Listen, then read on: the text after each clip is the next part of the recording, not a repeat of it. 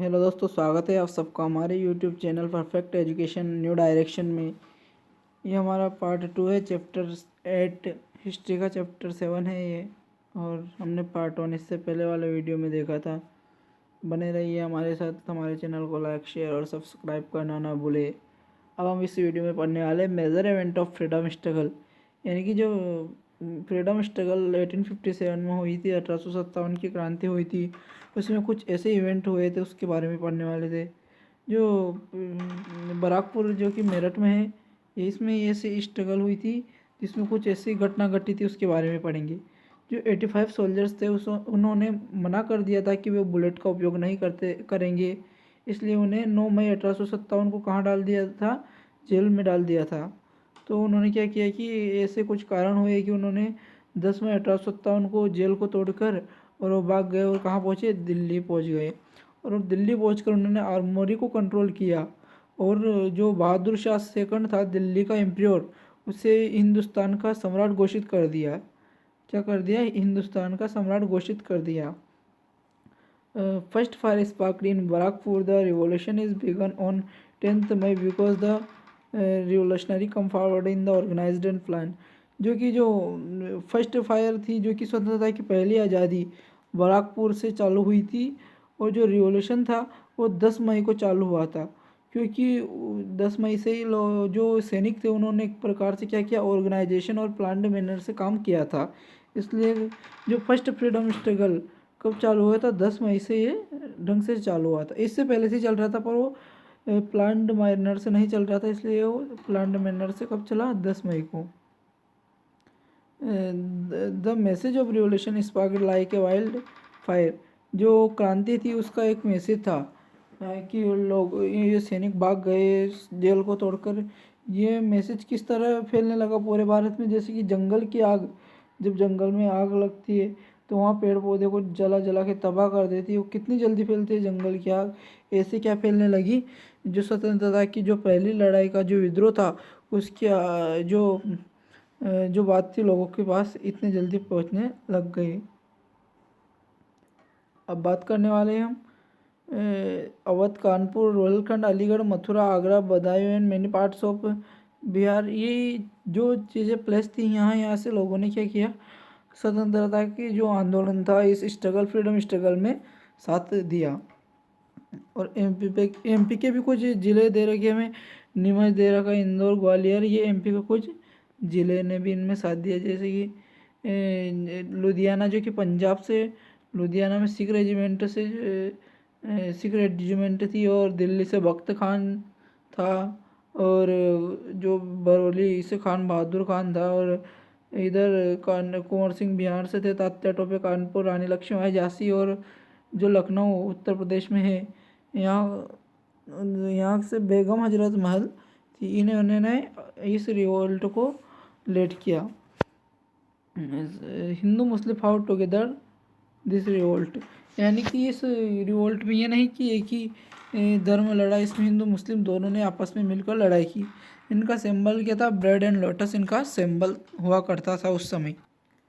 फिर इसके बाद क्या हुआ कि सितंबर 1857 ब्रिटिश टुक अगन कंट्रोल दिल्ली, यानी कि फिर 1857 में फिर उन्होंने दिल्ली को फिर ब्रिटिशर्स ने अगेन कंट्रोल में कर लिया। 1858 they control on Lucknow, Begum Hazrat Mahal went to Nepal. और उन्होंने 1858 में फिर से लखनऊ को भी कंट्रोल में कर लिया। जो बेगम हजरत महल वहाँ की शासक थी, उसे नेपाल भेज दिया गया। जैसे ही रिवोल्ट पूरी तरह से ख़त्म नहीं हुआ, और 1857 में रिवोल्ट चला था, कुछ समय चल पाया। ब्रिटिशर्स उस समय बहुत ही पावरफुल हो चुके थे, इसलिए जो रिवोल्ट था वो, जो ये शासक थे यहाँ से इन्होंने रिवोल्ट को लीड किया था, किंतु एक तरीके से पावरफुल नहीं साबित हुआ, इस कारण वो फेल हो गया। और हम देखते हैं रीज़न क्या हुआ, कि क्या क्या रीज़न थे जिससे कि जो रिवोल्ट था वो फेलर हुआ। देखेंगे lack of unity and organisation, यानी कि लोगों में एक प्रकार से एकता और संगठन की कमी थी। लैक ऑफ लीडरशिप, यानी कि जो लीडरशिप की भी कमी थी लोगों में एक प्रकार से।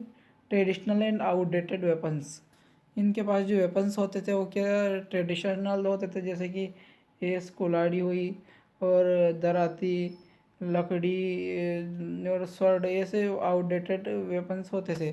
जो ब्रिटिशर्स थे वो एक प्रकार से मॉडर्न हो चुके थे। उस समय उनके पास बंदूक, तोपें और ऐसे मॉडर्न वेपन्स आ चुके थे। फ्यूडल फीचर्स मैंने भी इसमें क्या किया कि इस फ्यूडल फीचर्स की वजह से भी एक प्रकार से रिवोल्ट जो है फेल हुआ। Unawareness of Bahadur Shah second, जो बहादुर शाह सेकंड था ये भी एक प्रकार से जल्दी से जागरूक नहीं हो पाए, एक प्रकार से अजागरूक माने जाते थे। और premature outbreak and lack of communication, यानी कि एक प्रकार से लोगों में जो संचार करने का भी एक प्रकार से कमी थी, क्योंकि उस समय जो ट्रेन थी वो ऐसे नहीं चलती थी, और चलती भी थी तो वो अंग्रेज के लिए चलती थी, इन लोगों को नहीं बिठाते थे वो साधारण लोगों को। लोकलाइज्ड रिवोल्ट, जो रिवोल्ट था एक प्रकार से लोकल माना गया था। No common language of communication, यानी कि जो लोग अपनी जो कम्युनिकेशन बातचीत करते थे उनके लिए एक प्रकार से भाषा नहीं थी, मतलब कि जो लोगों में थी, जो कि एक प्रकार से सभी में कॉमन लैंग्वेज नहीं होती थी।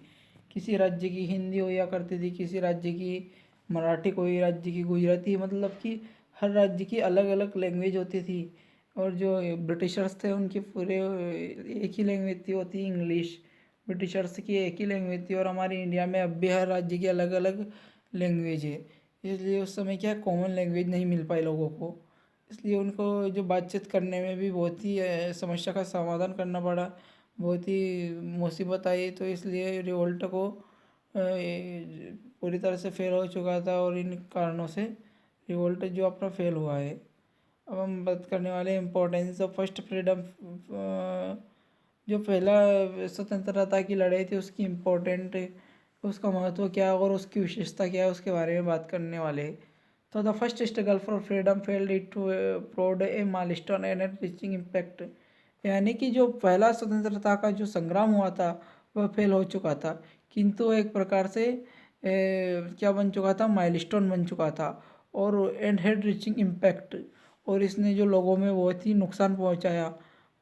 This shook the very foundation of British rule in India, और जैसे ही लोगों ने रिवोल्ट किया तो जो ब्रिटिश रूल था उस समय फिर से जागरूक हो गया, और वो समझने लग गया था कि अब लोग हमें ज़्यादा दिन नहीं टिकने देंगे। इसलिए उन्होंने जल्दी जल्दी और भारत को हड़पना चालू कर दिया। जो गवर्नमेंट जनरल लॉर्ड केनिंग थे उन्होंने उस समय के जो जो जनरल थे वो क्या थे, लॉर्ड केनिंग, उन्होंने इस रिवोल्ट के बाद कुछ चेंज कर दिए। According to act 1858 the rule is transferred company to crown, यानी उन्होंने एक नियम चलाया 1858 में, जिसमें वो नियम क्या था कि जो ईस्ट इंडिया कंपनी थी, ब्रिटिश कंपनी थी, वह भारत के लोगों पर जो थी शासन नहीं करेंगी।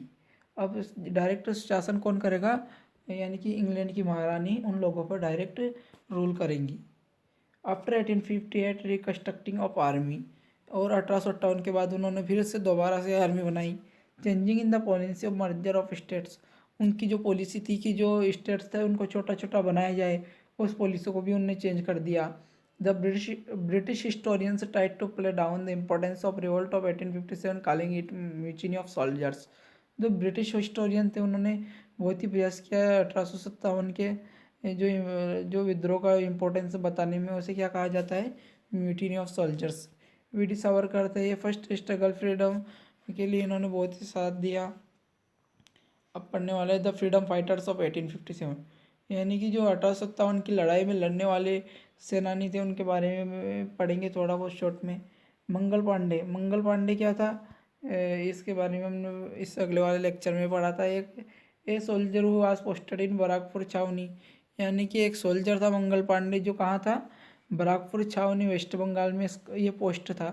ऑन 29 मार्च 1857, यानी कि 29 मार्च 1857 में क्या हुआ, he refused to used loaded cartridge with the teeth and shot an officer dead in his angry, यानी कि उसने जो अपने दांतों से वो कारतूस को लोड करना पड़ता था और उसे करने से मना कर दिया, और गुस्से में जो एक ब्रिटिश ऑफिसर था उसे भी शूट कर दिया। He arrested and hanged to death on 8 April 1857, तो फिर उनको क्या अरेस्ट करके उन्हें 8 अप्रैल को फांसी दे दी गई। अब बात करने वाले बहादुर शाह जाफर के बारे में, ये द्वितीय के बारे में। ये लास्ट मुगल एम्पायर थे और British arrested Bahadur Shah and exiled him to Rangoon where he died in 1862। यानी कि जो ब्रिटिश थे, इन्हें ब्रिटिशों ने इन्हें जो एक प्रकार से क्या अरेस्ट कर लिया और रंगून में भेज दिया, जहां उनकी 1862 में मृत्यु हो गई थी। Rani Lakshmibai in the year 1854 the death of Raja Gangadhar Rao, यानी कि 1854 में राजा गंगाधर राव की मृत्यु हो गई थी। और ये रानी लक्ष्मीबाई फिर उसके बाद वहाँ की शासक बनी Jhansi. With the help of Tatya Tope she acquired Gwalior, और तात्या टोपे की सहायता से इन्होंने ग्वालियर पर कब्जा कर लिया। On 18 June 1850 Lakshmibai sacrificed her life, और 18 जून 1858 में रानी लक्ष्मीबाई ने अपने प्राणों की आहुति दे दी, बलिदान कर दिया अपने प्राणों को एक प्रकार से। अब पढ़ने वाले तात्या टोपे के बारे में। Tatya Tope valiant soldier of 1857 revolt, जो 1857 का जो विद्रोह था, इनके बहुत ही वेलियंट सोल्जर किसे माना जाता है? तात्या टोपे को। Who had loyalty with his Peshwa family, जो कि पेशवा फैमिली से अपना संबंध रखते हैं। एक्सपर्ट इन गोरिल्ला वारफेयर, जो गोरिल्ला वारफेयर था इसमें क्या थे? एक्सपर्ट थे एक प्रकार से। द इंटायर रेस्पॉन्सिबिलिटी ऑफ नाना साहब Peshwa military campaign was on the shoulders of Tatya Tope, जो नाना साहब पेशवा की जो आर्मी थी उनकी पूरी जिम्मेदारी तात्या टोपे के कंधों पर थी। He was catch in the jungle of Aron district Guna and was hanged in Shivpuri on 18 April 1859। वह आरोन के जंगल में गुना डिस्ट्रिक्ट के आरोन के जंगल में पकड़े गए। 18 अप्रैल 1859 को उन्हें शिवपुरी में फांसी दे दी गई। नाना साहब के बारे में पढ़ेंगे। He was the adopted son of Bajirao Peshwa second, Bajirao Peshwa second के क्या थे? दत्तक पुत्र थे, एक प्रकार से उनके सगे पुत्र नहीं थे, उन्होंने एडॉप्ट किया था उन्हें। एंड स्टेड इन बिठूर, और जो कहाँ रहते थे? बिठूर में अपना निवास करते थे। British government refuse to grant a title of Peshwa to Nana Sahib, जो नाना साहब थे उनको टाइटल था एक प्रकार से पेशवा, वो उन्हें देने से मना कर दिया था ब्रिटिश गवर्नमेंट ने, इसलिए उन्होंने उनके विरुद्ध एक प्रकार से विद्रोह किया था। Tatya Tope and Azimullah were the loyal army chief, जो तात्या टोपे और अजीमुल्ला थे उनके एक प्रकार से मेन आर्मी के चीफ होते थे। अब बेगम हजरत महल के बारे में बात करेंगे। She was the widow of Nawab of Awadh, यानी कि नवाब ऑफ अवध की वो क्या मानी जाती थी? एक प्रकार से विदुर थी वो नवाब ऑफ अवध की। और she declared her minor son Birjis Qadr as Nawab of Awadh, जो उसका जो माइनर छोटा सन था ब्रजस खादर, उसे नवाब ऑफ अवध उसने डिक्लेयर कर दिया था। After suffering a defeat she went to Nepal, जैसे वो हारी उन्हें नेपाल भेज दिया गया। दोस्तों हमारा ये चैप्टर 7 हिस्ट्री का था एक प्रकार से ख़त्म हो चुका है। आप सभी का धन्यवाद हमारी तरफ से, परफेक्ट एजुकेशन न्यू डायरेक्शन की तरफ से। आप हमारे चैनल को लाइक शेयर सब्सक्राइब करना ना भूलें। हमारे साथ जुड़ने के लिए बेल आइकन को प्रेस करें और हमारे चैनल को लाइक शेयर और सब्सक्राइब करना ना भूलें।